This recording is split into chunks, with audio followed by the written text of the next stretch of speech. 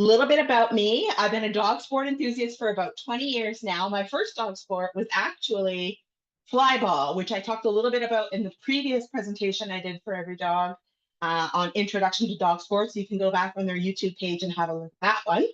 I've been a rally participant for about 17 years. I've been teaching rally for 14, coming on 15 years, which is hard to believe. And I'm also a judge for the Canadian Kennel Club and the Canadian Association of Rally Obedience. I am a certified professional dog trainer, knowledge assessed, and I'm also a certified control unleashed instructor. So I bring all of these things to the table when I talk about rally obedience. I do lots of different dog sports with my dogs, but rally obedience is one of my absolute favorites because it is an accessible sport. Now, in our presentation here, we're going to have basically it's a number of questions I'm going to answer as we go through. As Miranda said, get your questions into the chat as we go, and at the end, we've got time to answer as many questions as you have. Let us continue. So today I'm going to give you an overview of rally obedience as a sport. I'll explain what happens in a rally obedience trial. I'll show you a video somewhere in there. In this slide deck is a video of a rally obedience run that my dog Saga and I did a few years ago, and then we'll have questions. So what exactly is rally obedience? Well, rally obedience is a sport where dogs and handlers are judged on their ability to navigate a course containing a specific number of stations or signs. Each station on the course directs a team to perform a specific set of behaviors. So it's like a little course treasure hunt where you go to a different sign that tells you to do a different behavior, and their behavior is usually based on obedience. Sit, down, stay, walk around your dog, move through some cones. So different fun things and even obstacles once you get into the higher levels. But it is a course that you do with your dog. And who organizes rally obedience? There are quite a number. No matter where you are in the world, there's probably a local rally obedience organization. In Canada, we have the Canadian Kennel Club and the Canadian Association of Rally Obedience. In the US, you have the American Kennel Club that offers rally. You have World Cynosport Rally Limited. You have the United Kennel Club. You've got the Australian Shepherd Club of America. You've got CWAGs. You've got Cyber Rallyo. Across the world, United Kennel Club is in the UK. And the FCI, the Fédération Cynologique Internationale, is an international organization that hosts dog events, and they have rally obedience as well. But different countries will also have their own version of the AKC and the CKC, and that's the American Kennel Club and the Canadian Kennel Club, and they will offer rallies sometimes. So no matter where you are, you could probably find a rally obedience organization that you can compete in. Now, what kinds of trials are offered? In rally, we're really lucky in that we can go to in-person trials or virtual trials. We'll talk a little bit more about those too, but in-person are kind of handy because someone else does most of the work. You just get to show up with your dog and do the course. There's a little more involved in that, of course. The virtual trials are wonderful if you are in an isolated area that doesn't have trials nearby, if you have a dog that doesn't travel well. If you have a reactive dog, you can still do virtual trialing at home in your backyard. So when I say rally is great for all kinds of dogs and all kinds of people, I really mean it. Even your reactive dog or your worried dog can have fun with you doing some rally. And virtual trials, to clarify, are usually you videotape your run someplace locally or in your backyard, depending on how big your backyard is. You videotape your run, you send in your run, and it's judged. Your run video is judged instead of having a judge in a ring in person judging. Excuse me. Now, who can participate in rally obedience? I alluded earlier to all dogs and all people. Dogs of all breeds, so this is not just a purebred dog sport. Mixed breed dogs are allowed in all of the major organizations. I say dogs of all ages, usually after they're about 6 months old. So not all ages, but 6 months to, I competed in rally with my 11-year-old Rottweilers. So you don't need a young dog to start learning rally. You can start with an older dog and have a lot of fun.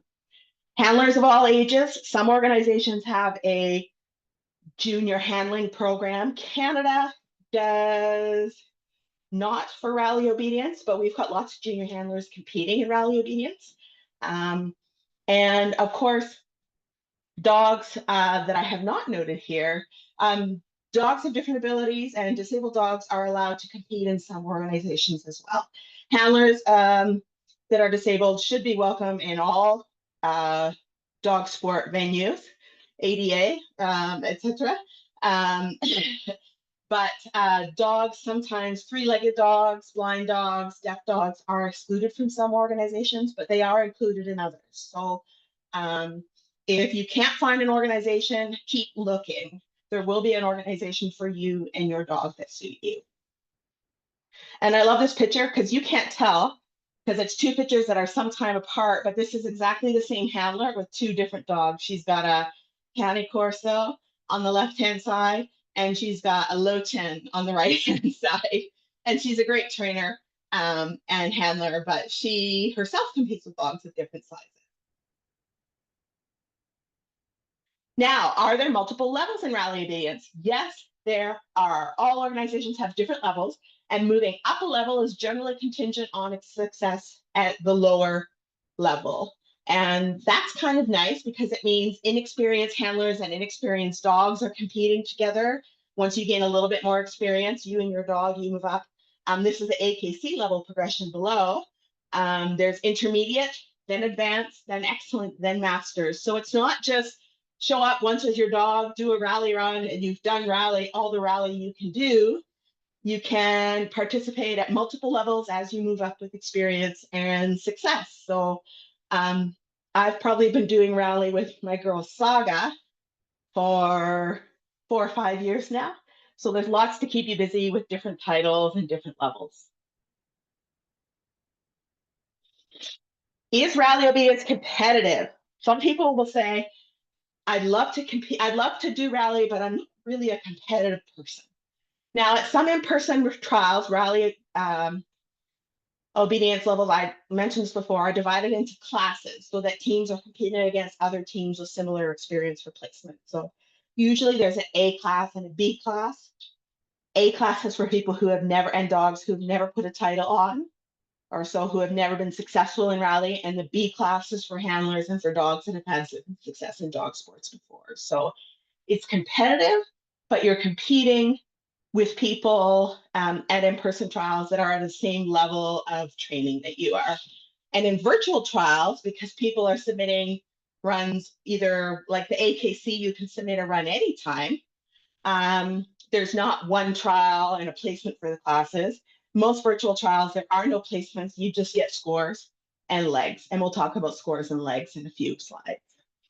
So you don't have to be a very competitive person to have success and to have fun in rally obedience.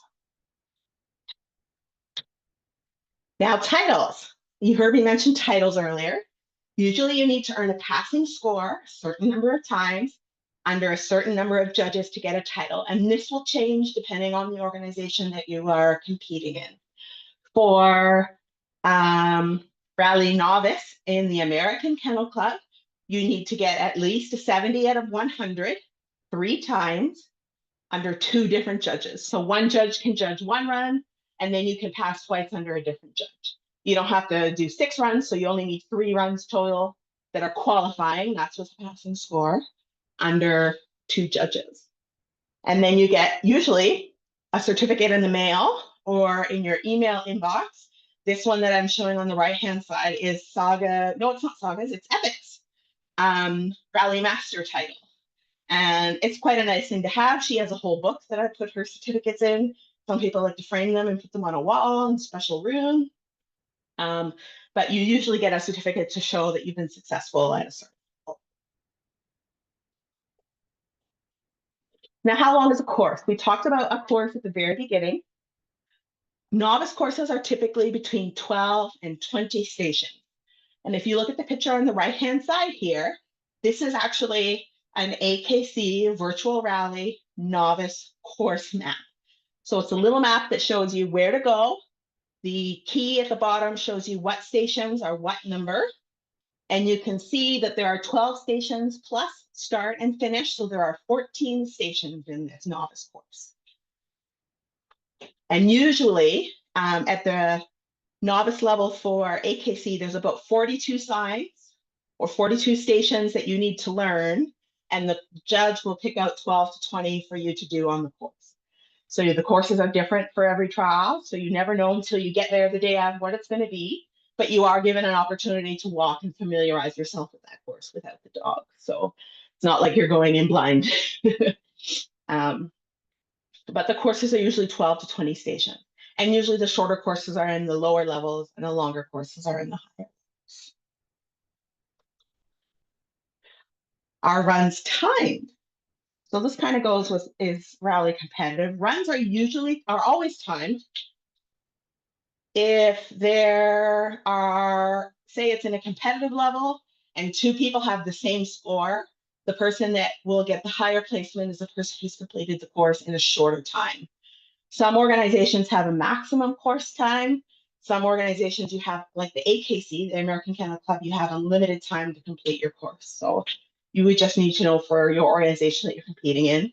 And they all have public rule books, what your timing is like. But the times are quite generous. The video I'm going to show you later on had a maximum course time, I think, of 4 minutes.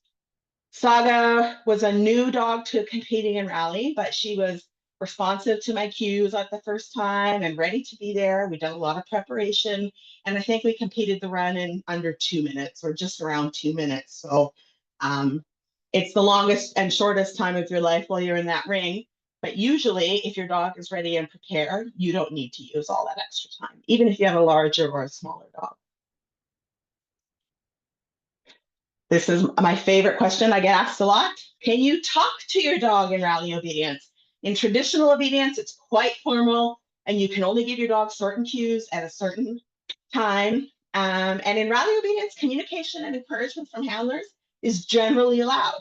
Some organization will restrict how many cues handlers can use and deduct points for extra cues, but the American Kennel Club and the Canadian Kennel Club pretty much allow unlimited communication and encouragement from handlers and their dogs. So you can talk to them as you go. And compared to traditional obedience, this is more closer to how we naturally engage with and move about the world with our dog. If we're on a walk and we're changing directions, usually we would indicate to the dog at the end of the street, if the sidewalk comes to a T, we'd usually say, hey, puppy, this way, or let's go. We usually give them some sort of verbal cue as well as our body language to tell them we're going in a different direction. Where in traditional obedience, they've got to know we're turning and be paying attention to us without the verbal cues. You can use body cues, but without those verbal cues. So that's another reason I really like rally, is that it's a little closer to real life, let me say, than some of the other sports. And that's why it's a great sport to start with. You may start into rally and think you want to move into traditional obedience.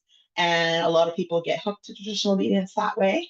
But rally is a perfect place to start if you're looking at competing in an obedience type sport with your dog. Another great question, can you use food in a rally competition? Some organizations do allow food, but under specific circumstances. And the circumstances usually are, has the dog performed the station? So we're doing a course. Have they performed the complete exercise?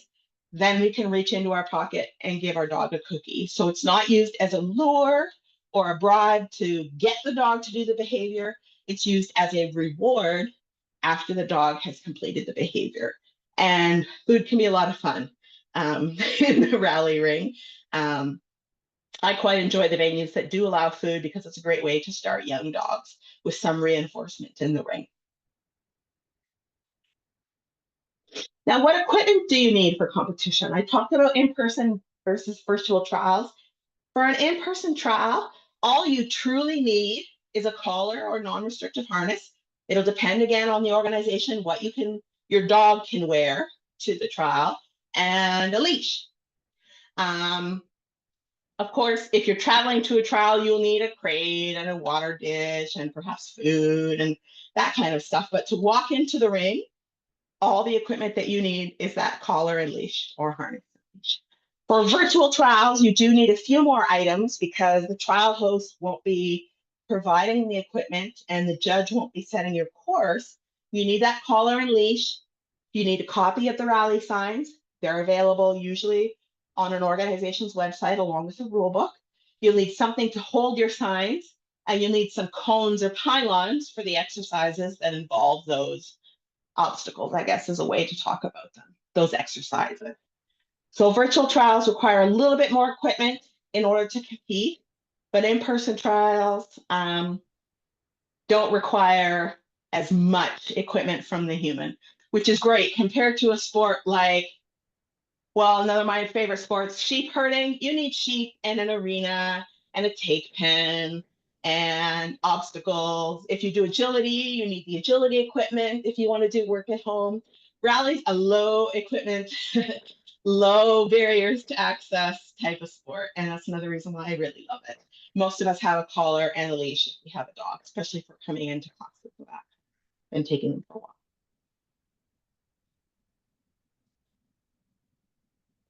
What's the dress code for rally competitions? I get this question a lot from my new rally students. The picture on the right has me dressed up in a nice clean pair of jeans, a pair of sneakers, a vest, and a t-shirt under that vest. It's a picture from a rally trial. I tell people, make sure you're wearing something clean, comfortable, and that you're proud of wearing. You're representing your team and your dog, so you want to present the best picture that you can. Some organizations do have restrictions on clothing with kennel or like breeder or kennel names or dog club names. So you would have to read your book to be careful about that.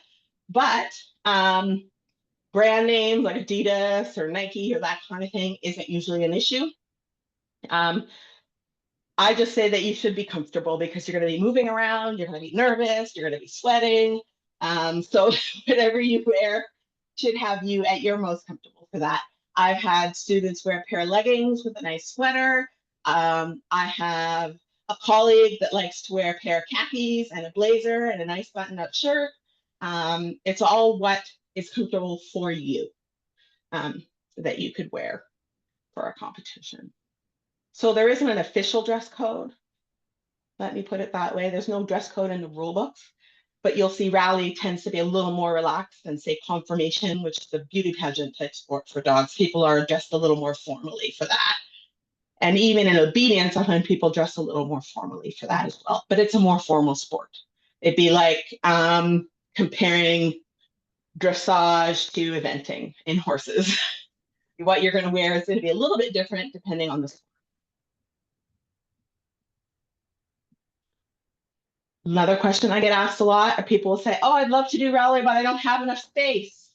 Well, except for the healing part, which there is, a significant amount of in rally, you can teach the foundations and the individual signs and practice signs in your kitchen or living room. This picture on the right-hand side is me in my living room with my girl. That is Saga. Saga and Epic are mother and daughter, so sometimes I have to look closely to tell which one it is, especially in pictures like this. I've got lots of them. That's my living room. It's maybe 6 feet wide by 8 feet long of usable space. But I teach most of my foundations in that space. So you do not need a lot of space to teach the foundations and do some rally practice. Another reason why I really like it. You can do it indoors. And I live in Manitoba, Canada, so it's cold and dark for a lot of the year. So being able to train inside is great. Now, when do rally obedience take place? Typically, they take place on weekends. It's in-person events are scheduled usually months in advance. You can go to like the AKC website and click on rally, and you should be able to find upcoming events for all the events that are upcoming across the country in that organization. In virtual trials, AKC, so the American Kennel Club, you can do it anytime. The Canadian Association of Rally Obedience has virtual trials, and what they do is they have a 2-week period where you can submit your runs to be judged within that 2 weeks. So it's still in your own time. It's just condensed to 2 weeks twice a year. So if you're a very busy person or you've got family or work commitments and you can't get away for a weekend to a rally trial, virtual trialing might be a great option for you.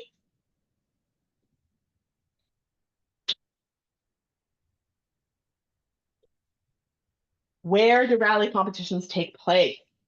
So at training halls, arenas, fairgrounds, parks, you'll find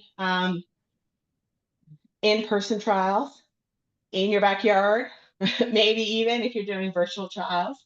Typically, the flooring has to be non-slip, whether you're doing virtual or in person. And this picture on the right-hand side gives you a really good idea of what the distraction level might be at an in-person trial. You can see the dog and the handler in the ring. Now they're really far. Oh, sorry.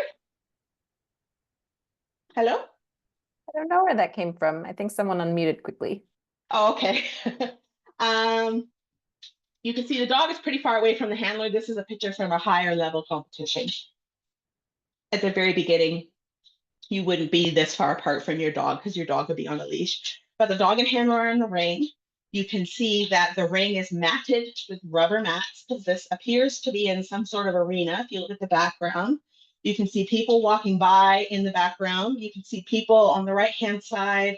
If you can see my cursor, that appear to be in another ring setting a course.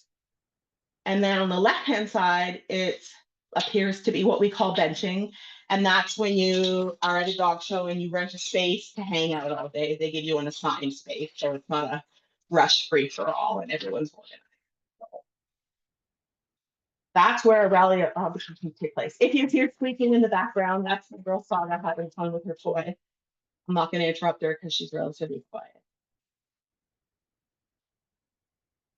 Now, of course, I've answered a whole bunch of questions about rally obedience, but I haven't talked about why you might do rally obedience with your dog. Rally obedience provides dogs with enrichment through training, and enrichment's a pretty big topic amongst dog trainers and behavior folks.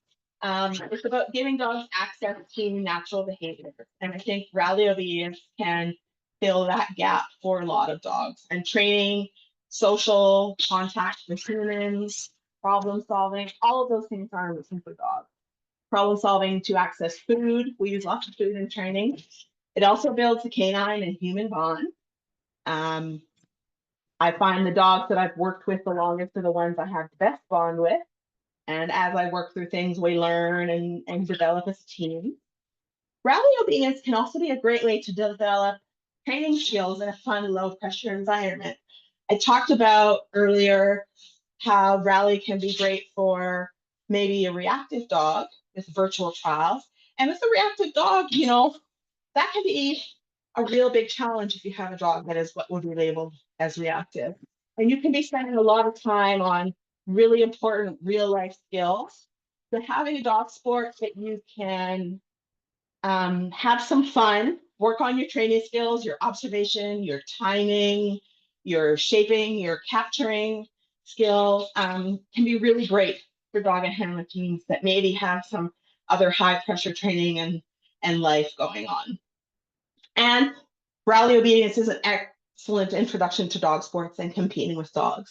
People are generally welcoming in rally obedience. You don't need a lot of equipment, which I mentioned earlier.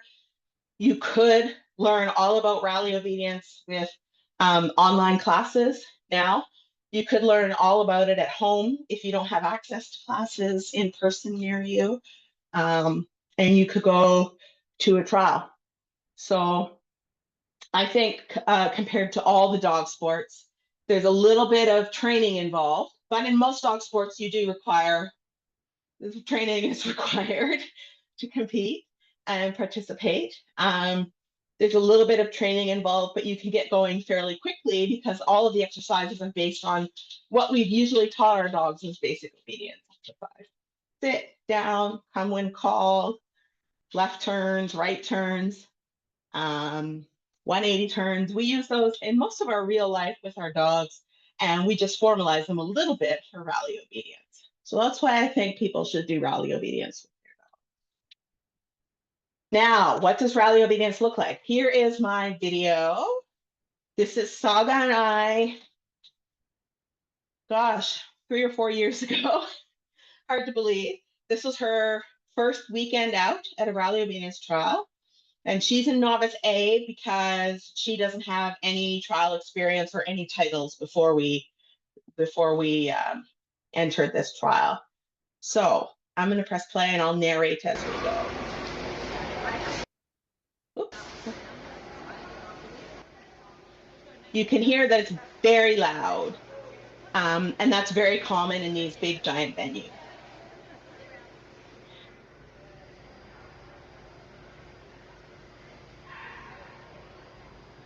So one of the exercises is dogs have to stay while we walk around them. This one is just a circle, pretty simple. This one is another version of a turn. We call it a 270. She's hopping because she's really excited about those left turns. Different versions of six after so many steps.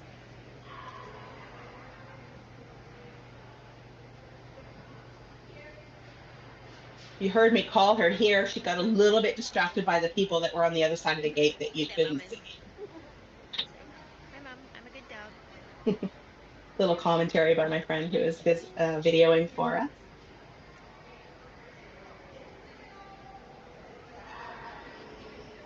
Yay!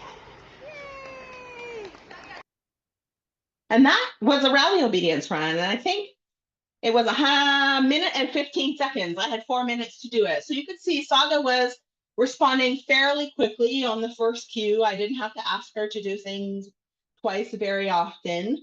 But you can also see that she drifted a little bit in her heeling. Her sits might have been not perfectly straight like you would ask for in traditional obedience. But it still earned a 100-point score for rally obedience. Oops. So what happens at trials? At an in-person trial, before the trial, you will enter the trial and usually reserve benching space, which I talked about before, a space of your own to hang out and wait in during the day for your run. Entering the trial and reserving benching space in Canada is done mostly online now. I think a lot of places in the US have that option too, but you can still do it the old-fashioned way by mail. Well, the old-fashioned way would be by fax. The really old-fashioned way would be by mail. You would get a confirmation of your entry once they receive it. About a few weeks before the trial, you would get, or a week to 2 weeks before, you would get a judging schedule. And what the judging schedule is, it's a schedule for the day that will tell you usually when the first class of the day starts, and then the order of classes with how many dogs are in each class for the rest of the day. Sometimes, if you're really lucky, they'll give you a start time for each class, but usually it is the first class starts at 8:30 and every other class will follow the one before with no time. So you get to be good at learning how to judge how long it is before you're in the ring. And you'll get your armband number usually when you get your confirmation of entry, and we'll talk about armbands in a slide coming up. Evening before a trial, usually you'll come into a big open building like the picture on the right-hand side. This is like an aircraft hangar, but you'll come in, the building will be completely empty. They may have lines on the floor to indicate where benching areas are. So you can set up your crate and your chair in your benching area. Sometimes the evening before trials, organizations will hold a match or a run-through. And a match is an official, unofficial trial. Usually a match is an AKC event. A run-through is more informal. Matches typically don't allow food or rewards in the ring where run-throughs do. But you have an opportunity at a lot of trials to do some familiarizing with the ring and maybe rewarding your dogs for behaviors in the ring that they're going to compete in the next day. So that's what you might do the night before a trial, typically. The day of the trial, you're going to get there first thing in the morning. If it says that the first dog is on the line at 8:30 and you're in the first class, you probably want to get there between 7:30 and 8 o'clock. You're going to check in with the stewards. Hi, my name is Ayoka. I'm here with my dog Saga. And they'll say, okay, we'll check your armband number in the book, or they'll ask you what it is, and you should know because you got it earlier. And they'll give you your armband. And the armband is an identifier, a number identifier that tells the person, the trial secretary, who got what score. And so your armband number will be on your arm, it'll be on your score sheet, and it'll be on the report that's sent in to the AKC at the end of the day. So it's a very important number to have, and you need it in order to enter into the ring. You would then pick up or take a photo of course maps. I've got another course map on the right-hand side here. Some organizations will have copies for everybody, and some will just have a copy posted, which is required. So depending on what that trial host has provided, you can take a picture with your phone so you can review it, or your tablet so you can review it later, or you pick up a hard copy. Then you're going to make sure your dog is adequately exercised, because nothing is worse than getting into the ring and your dog having to go to the bathroom. I've been there. It's pretty embarrassing. It happens to the best of us. But if you ensure your dog is adequately exercised before they go into the ring, before they even come into the building, you shouldn't have any issue. You bring your dog into the building, you wait for your class walkthrough. And I talked earlier about how you can familiarize yourself with the course before you run. That's what's called a walkthrough. And then you're going to walk the course without your dog. Usually walkthroughs last about 10 minutes, which is plenty of time to familiarize yourself with the course. I usually get through it, usually 3 or 4 times I'll get through the course. Sometimes it's crowded. If you have a lot of people in your class, 15, 20 people, it takes a little bit more time to get through the course, but usually 10 minutes gives you lots of time to get through 2 or 3 times, even if it's crowded. Now that you've walked through the course, you're going to wait for your run and keep an eye on the posted running order. You're going to do a little warm up for your run and whatever warm up space is provided. Then you're going to go into the ring. Once you come out of the ring, you're going to reward your dog. Always reward your dog when you come out of the ring, because some trials, they didn't get any cookies in the ring. So we better give them cookies when they get out of the ring for all the hard work they've done. Then I usually take my dog outside to see if they need to use the bathroom again. And then if there's a second trial in the day, you repeat that whole day. In this picture on the right-hand side is another example of a trial. The ring is what appears to be plastic chain link on posts, so it's not super secure. And you can see they're not eating, but there is a little boy or girl here sitting pretty close to that ring. And if you look on the right-hand side, you'll see there are 2 adults sitting close to the ring. They're probably trial officials if they've got chairs there. So you can expect people to be fairly close to the ring, and distractions of people are something that you want to practice as you trial. But you can see again, this is on, it looks like it's in a parking lot, to be honest, or by a pier. And they've still put rubber matting over top of it so that there's a little more grip and it's a little nicer for the dogs than just plain hard top. So at a video trial, what happens? We talked about what happens at in-person trials. At a video trial, you have a little more work to do, but you don't, again, have a whole bunch of work to do. So at the video trial, the day of the trial, you would print a course map, you would pull your signs. The course map would tell you which signs you need to pull for this course. You would set your course, you would walk your course without the dog so you can familiarize yourself with it. At a virtual trial, you can walk that course 1,000,000 times if you need to, because that is not recorded. Then you video record the run with your dog. Once you're done video recording it, and at virtual trials, you could video record it 3 or 4 times and pick the best run, which is really nice about video trials. Once you're done recording, you take down your course, you put your signs away, you put your sign holders away, and you're done. So you don't have a full day of activity. You don't have the stress of a big, busy trial environment. This picture is actually a screenshot pulled from the last video trial I did with Saga. I actually rented a space at a training facility to do it, as you can see. So we traveled a couple hours because that's the closest training space we can get to. But it was in the winter, or not in the winter, but late fall, which can be iffy in Manitoba for outside work.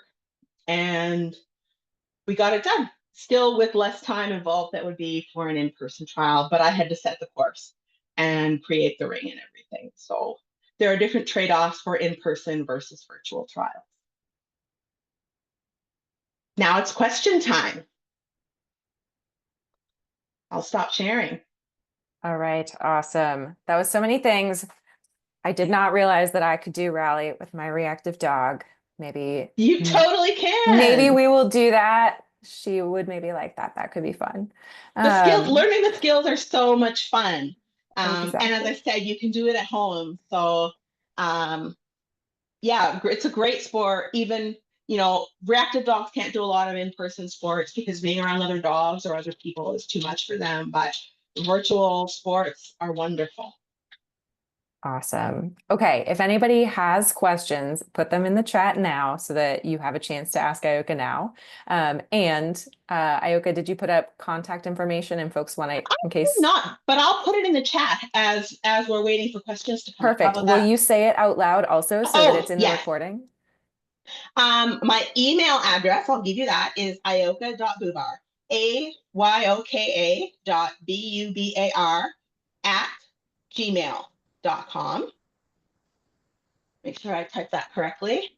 My website is also very simple. It's www.ayokabubar, ayokabubar.com. And if you search Ayoka Bubar on Instagram. If you search Ayoka Bubar on Facebook, there's only one professional account that comes up. That's me. There's only one Ayoka Bubar, if you believe that. There you go. And you're the OG Rotten Dog. Yes, Instagram would be at the OG Rotten Dog. But if you search Ayoka Bubar on Instagram, it will come up. There you go. Awesome. All right, we did have a question. Does CKC have restrictions regarding kennel or club names on clothing? The CKC specifically does not. That's a good rule to they know. got rid of, but I know the AKC does. Interesting. Yeah, it used to be thought that if you identified yourself as a member of a club that was hosting trials, that the judge would be kinder to you. Home field advantage. Yeah, but now we know that, and as a judge, like that is the last thing I'm thinking of when I'm awarding scores and scoring runs, because that run that you saw me do with Saga was 1 minute and 15 seconds. That's not a lot of time to write on a sheet or decide whether you're going to give or deduct a whole bunch of points. Like, judges are pretty fair across the board, so we don't have that rule in Canada anymore. Absolutely. All right. I will leave 1 more minute in case somebody has a last burning question. In the meantime, again, thank you so much to everybody for being here and for those who made a donation when they signed up for this webinar. We are a 501c3 nonprofit. We put on a lot of great webinars. We also have behavior training, group classes, all kinds of things here in Austin, Texas. So if you want to train with us, come do it. If you're looking to make a donation to a charitable organization, we are a 501c3 nonprofit, and we really appreciate that. Okay, I gave someone enough time. They thought of a question. Beginner levels are on leash and food is allowed for CKC rally, correct? Beginner levels are on leash. In CKC, food is never allowed. In fact, you can't have food within 10 feet of the ring. Not just not in the ring, but not 10 feet in the ring. In Canada, the Canadian Association of Rally Obedience, call that CARO, does allow food in the ring. And I know who Ali is. And Ali, in your area, you have some access to both CKC and CARO trials. So something to think about when you're beginning your journey with your dog. Awesome. That's great. Thank you so much. This has been wonderful information. Ayoka, as always, it's so nice to chat with you and to hear about all the cool sporty things that you do. So thank you so much for being here, folks. I will get this recording out as soon as we can, and we will see you for our next webinar in a couple of weeks. All right. Thank you so much for inviting me. Bye. Bye.